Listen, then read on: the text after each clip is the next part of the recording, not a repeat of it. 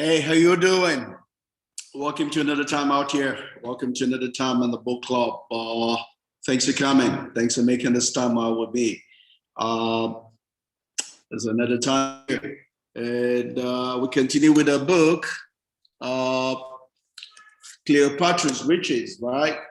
Cleopatra's Riches, Financial Empowerment. Cleopatra's Riches by Martha Adams. That's what we've been reading for the past, that's 13 weeks now. So that's 3 months plus. That's what we have. And we still have probably another minimum 8 weeks to go. So we have at least about 2 more months to go on this. So probably write this till September, October. And when we're done with this, we'll probably take a 1 week break and then we'll go on to our next book, which will be our fifth featured book in this series, and is Business is Personal by Bethany Frankel. That's going to be our next when we're done with Martha Adams' book. It's Business is Personal by Bethany Frankel. I'm looking forward to this. As much as I like talking about money, I like talking about business. I'm a personal development coach, so business just walks into that field also. So I'm looking forward to reading this book with you all. For now, let's see what we have, and that is staying with Adam's book, Riches, and we're talking about financial empowerment. I hope you all are getting blessed from all we have done so far. So I'm going to bring up my slides and we'll go for it. We're here. All right, let me bring up my slides here. So let's do this.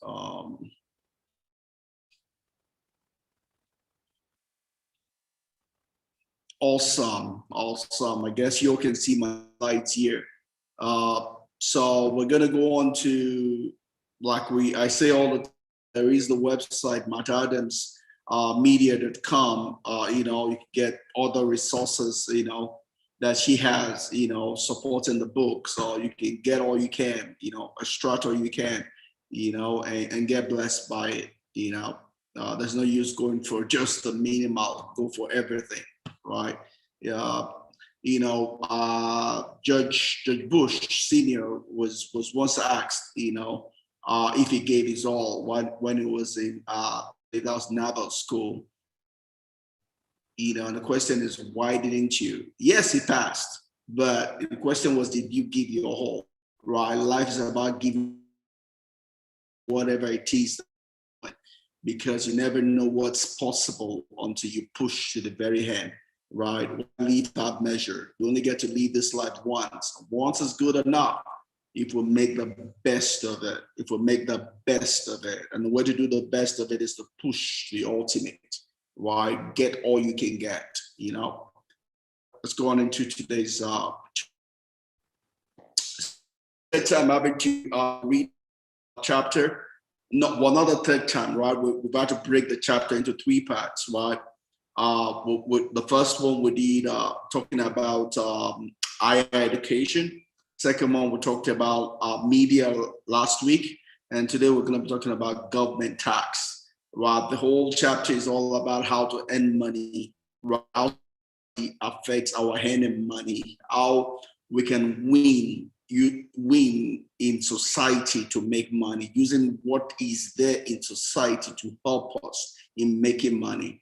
Right, that's all we're talking about here, and it's pretty much talking about knowledge, what you know. Right, the society you cannot change. Society is set. Ours, we come into society not to change society, but to use society to our own benefit. Right, to use what is to achieve our goal, our vision, our dreams. Right, that's all intent. And she starts up the chapter with the Egyptian court, talking about the need to learn, the need to gain wisdom, the need to gain understanding.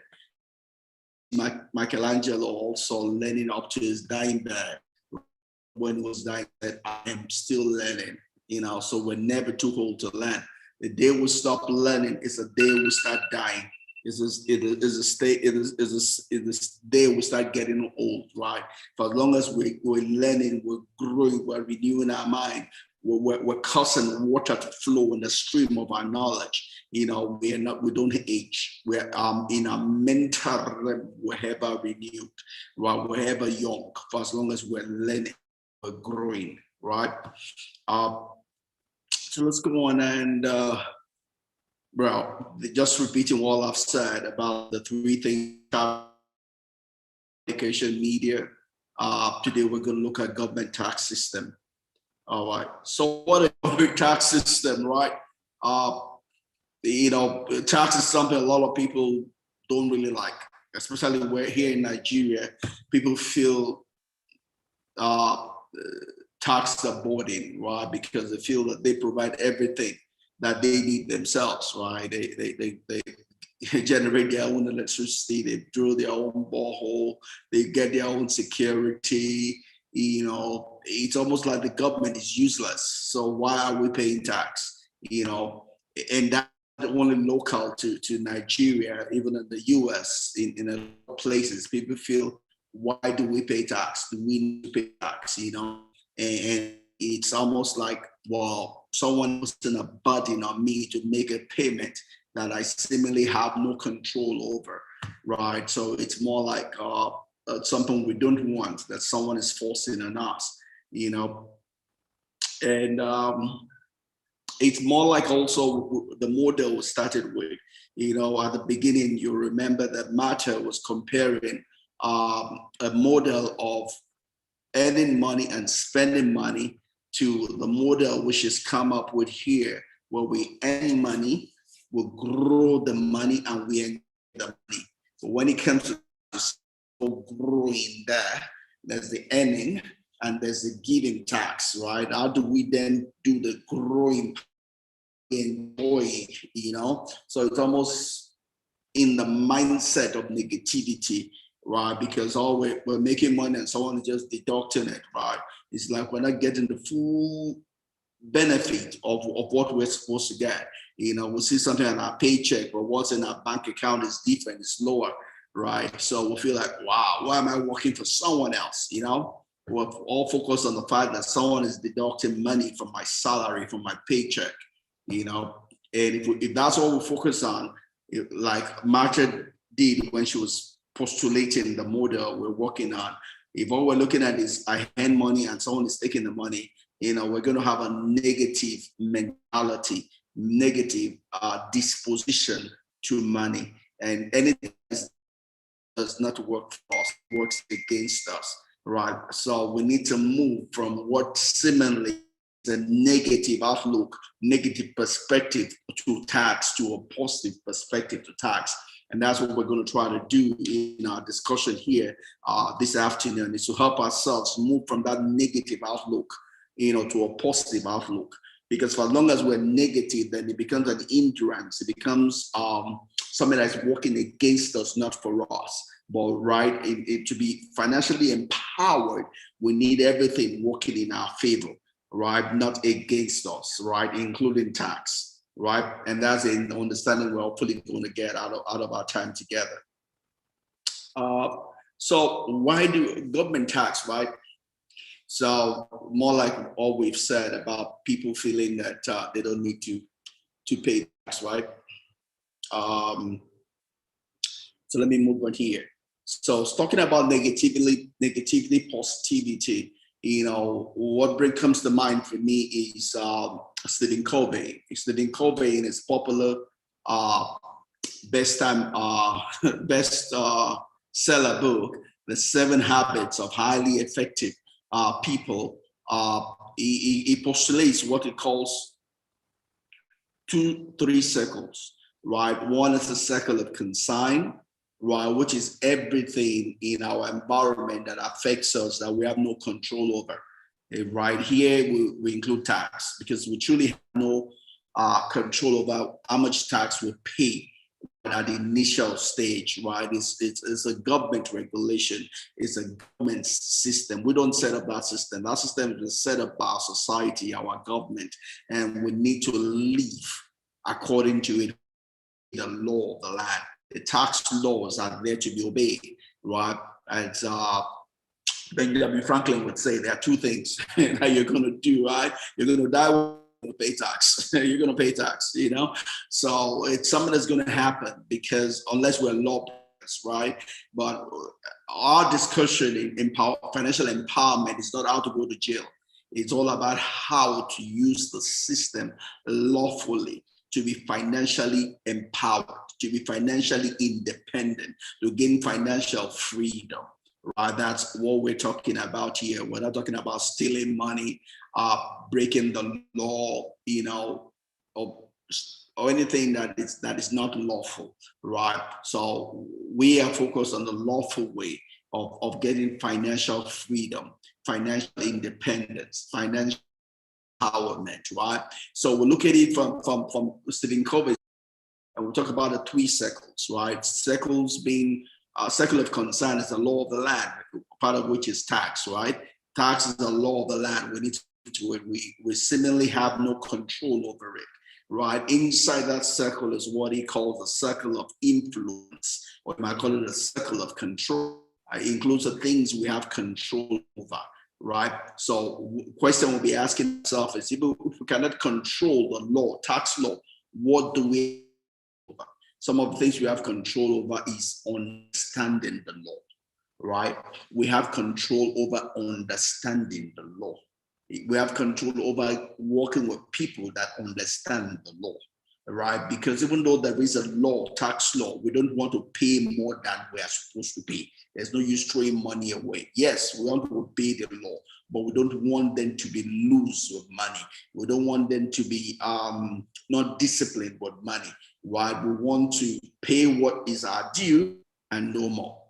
Pay what is our due and no more.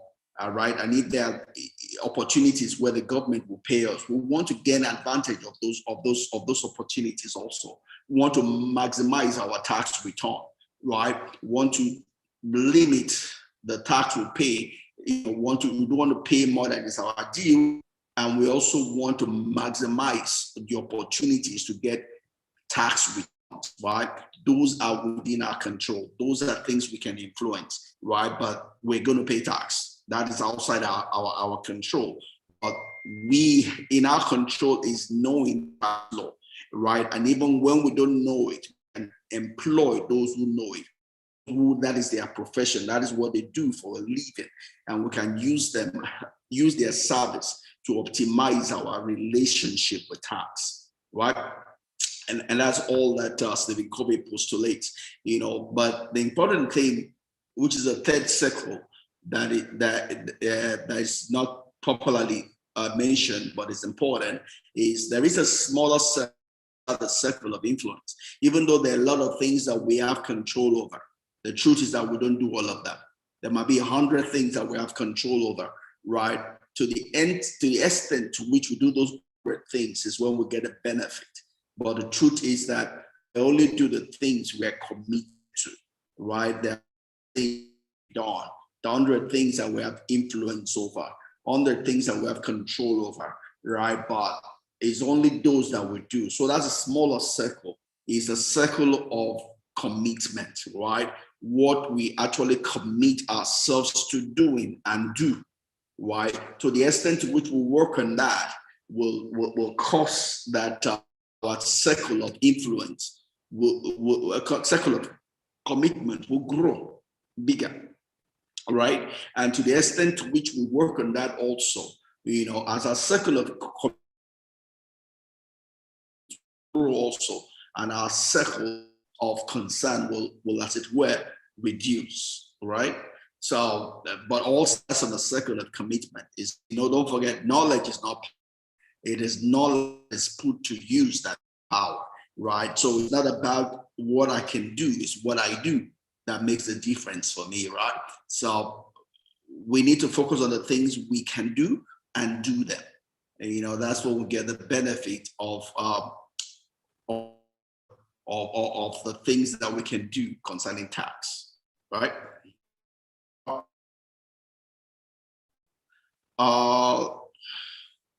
Really, tax are inevitable, right? for what they have, the things that have to happen, right? Ever since they've been instituted, they became things that have to happen, right? Uh, there's no escaping it, right? And Frederick the Great puts it this way: says, "No government can exist without taxation. This money must necessarily be levied on the people, and a grand act consists of levying so as not to oppress." Right? In a democratic government, in a free world, you don't want to tax in a way that the people feel oppressed, right? In a monarchy, in a communist society, yes, people are not free. Those in authority seemingly oppress them with tax. But the intent of tax in the free world is not to oppress, but to cause everyone to bring in their fair share in a communal living, right? Is to donate their fair share, contribute their fair share to what concerns everybody, right? So tax must be levied, but it must be done in such a way that nobody feels oppressed, right? So there is then the need for both the government and we, the people, to frame tax as much as possible in a positive light, right? It's the onus and government on their side as much as possible to work out the tax in such a way that it's not oppressive and the people see it that way, right? It's also we that pay tax to see tax in a way that gives us mastery, right? And not oppression, right? Irrespective of what the law might be, it's up to us to gain mastery over it, right? And that's a popular saying we normally say: if you cannot change a thing, then change the way you look at it, change your attitude towards it. You know, it's called reframing. Change your attitude, change the way you are thinking about it, change your perspective, right? Frame it in such a way that you gain mastery over it. It does not limit you, but rather motivates you, right? And that's what we're set to do as we continue this discussion on tax, right? And people like Nancy J, I pay because it means that I'm employed. That's a good look at tax, right? If you're not paying tax, then maybe you're not employed. Maybe you're taking social security benefits, you know. And some people are trapped in the poverty and below the poverty line because of that. Because when they're taking social security stipends, they don't pay tax, right? Because tax is based on the fact that they rather go and take those coupons than work. And when they work and keep it away from the government. So the government does not know they're working, all in a bid to avoid paying tax. They're the ones that suffer they are forever poor, right? Tax is a good thing. It's a sign that you're working. It's a sign that you're productive. Not it's a sign that you're productive. And when your tax increases, it means that your salary is increasing. That is good. That is a good thing. It means you're growing, you're getting better, right? You need to reframe it in that wise because it is true, right? While some people might find it distasteful to pay tax, I don't. I find it patriotic, right? That's what Mark Cuban would say, right? It's patriotic. You're contributing to the common good. You are funding our common well-being. You're empowering the state, the government, right, which supports you, right? And that's the beauty of tax, right? So we need to see tax from the right light. I mean, tax, because I pay tax, is the reason why I can sit and have this with you, right? If there was no government, then anybody can break into my house. There would probably not be nobody controlling these people providing internet service where I can talk to you here. You know, I'll probably be paying through the roof because the company, you know, there'll be no controls. You know, no road to drive on, even though some of them are bad, but there's road. Might not be the best of road, yes, but there's road. You know, you have police system. You know, we should not be too focused on what we don't have. We need to be focused on what we have and give thanks. Things can always get better, but we need to appreciate what we have today, right? So why do we have tax? You know, I've already said some of it, but just to repeat it, it's pretty much the levy. It's all everybody having their share to run the central government, right? The central government, you know, we have our presidents, we have the president, the legislative, you know, the judiciary, the state government, the local government. I mean, all of these run by need money to run, right? And in the free world where everyone is free to work, you know, we need to pull together. You know, that's what tax is all about. Everybody contributing their bit for things to work for every one of us, right? So it doesn't matter that you do things in your private home, but there's still things that is common to all of us, right? And that is what tax is meant for. Yes, it gets abused by politicians. Yeah, they steal it and all of that. We have no control over that. You know, our right to pass universe is to do that which is our portion, right? We'll do that which is required of us by law. Now, how do those that are in law or in political office use it? They will be judged by that, right? We don't have control over that, but we do have control that we do our own part, lawful things, do our own part, right? That we have control over. How the politicians use it, well, we don't have full control, but we have some control. We can vote them in, vote them out, all of that. But we do have control as to what we do, right? As far as the laws that govern our state is concerned, right? And Albert Bushnell says that taxation is the price which civilized communities pay for the opportunity of remaining civilized. So when we pay tax, it's also remaining civilized, right? Because civilization means that there's a law, you know, there's a governing body, you know, there's control system, right? So if we don't have and everybody have their own law and do as they want, then we have a problem. It's like where I stay here, I stay in an estate here. You know, we have a management that runs the estate, and for that we pay service charge, right? The service charge we pay is our contribution, the price we pay, you know, for the opportunity to live in a civilized, maintained, peaceful, organized, clean, serene estate. Same thing, right? Our tax is what we pay for the country that we have, you know, to have our armed forces, police, our Navy, our Air Force, our National Assembly, president, governors, local government, you know, we need this. It's what we need for civilization. Yes, they might not be run as they should, or they could be run better, you know, yes, but we need to first of all appreciate what we have, then pray that it improves, right? That's why we pay tax. So taxes are the lifeblood of government, and no taxpayer should be permitted to escape the payment of this just share of the burden of contributing thereto. So says Otto Vanderbilt, right? Only puts it this way: taxes are how we pool our money for public health and safety, infrastructure, research, services, from the development of vaccine and internet to public schools, universities, transportation, court, police, park, all of that. We get all of that from putting tax together. I have a home in the US, right? I get to pay property tax, right?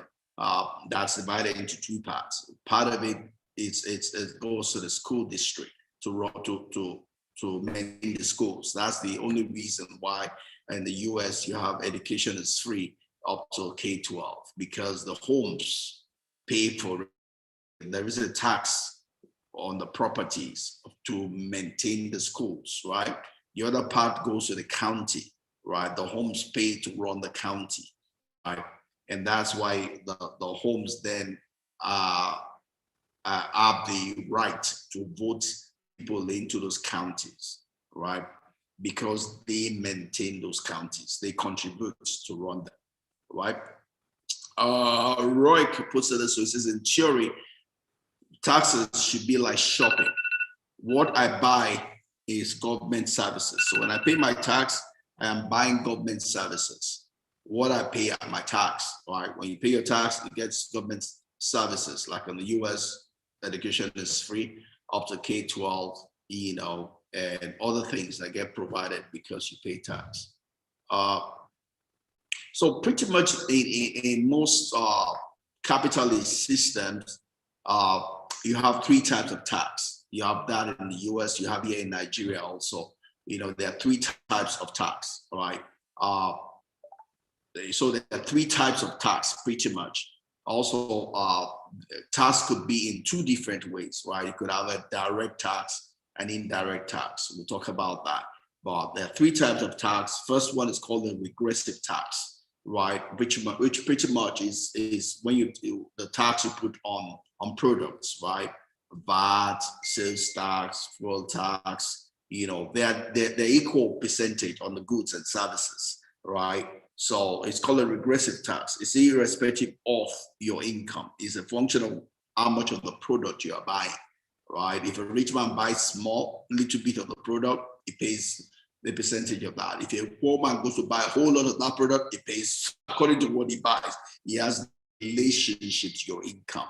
It has a relationship to the goods and services that you're ordering for, right? It's called a regressive tax, right? The second one is called a proportional tax, right? A proportional tax is just a percent income, which is irrespective of how much you're making. Where there is a flat rate on your income, irrespective of how much you're making. And the last one is what we call a progressive tax system. It's a tax system that takes cognition of how much you're earning.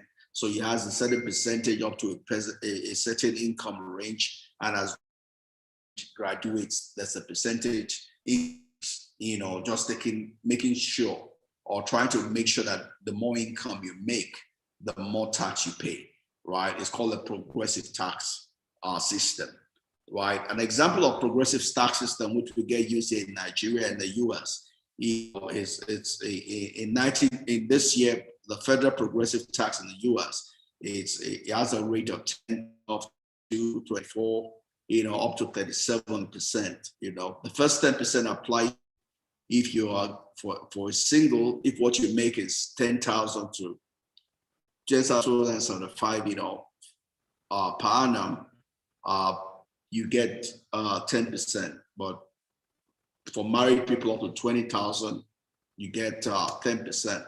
And as your income increases, you know, it goes up. Like the highest tax rate of 37% is for income of 539 and above, like 9,000 and above, you know. And Roosevelt, you know, just praises that, you know, with a progressive tax system, you're able to get more people that make more and less from people that make less. You know, and it kind of an equilibrium, you know, so that you don't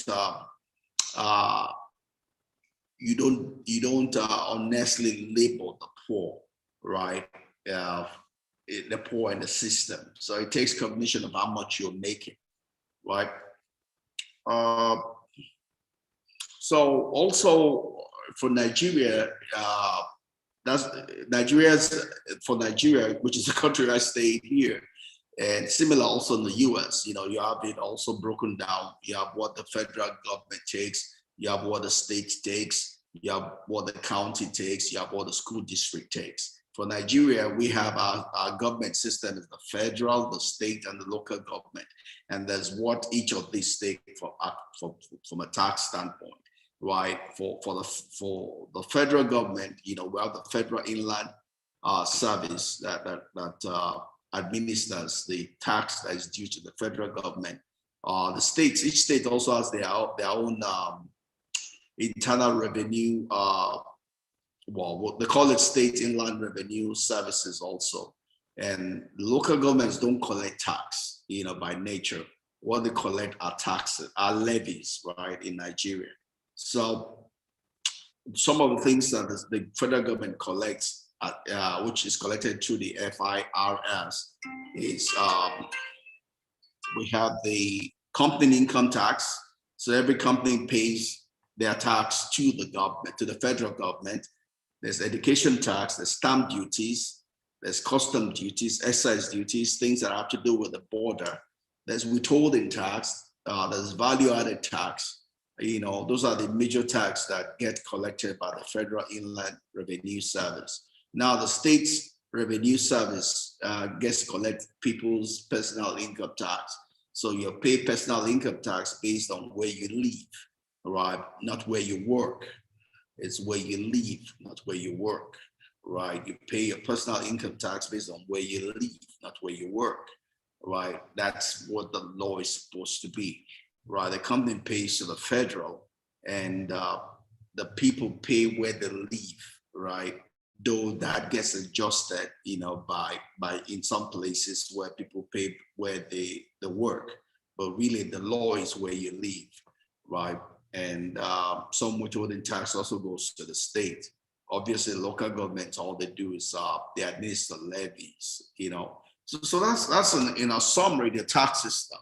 The key thing is understanding the tax system and using it to your benefit. When I write my tax in the US, I understand some things, that help me maximize my tax return, but I pay more than I should, right? Some of those things include filing jointly, you don't pay, you reduces your tax burden when you file jointly as a married person rather than filing as a single, right?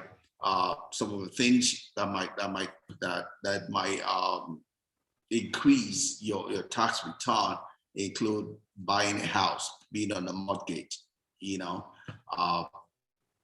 investment, right? Borrowing money for investments. Those are some of the things that would help you in maximizing your tax return, So that all of these opportunities, and they're there to be known, they're there to be used. And you don't even have to know them, you just have to get someone to do it for you.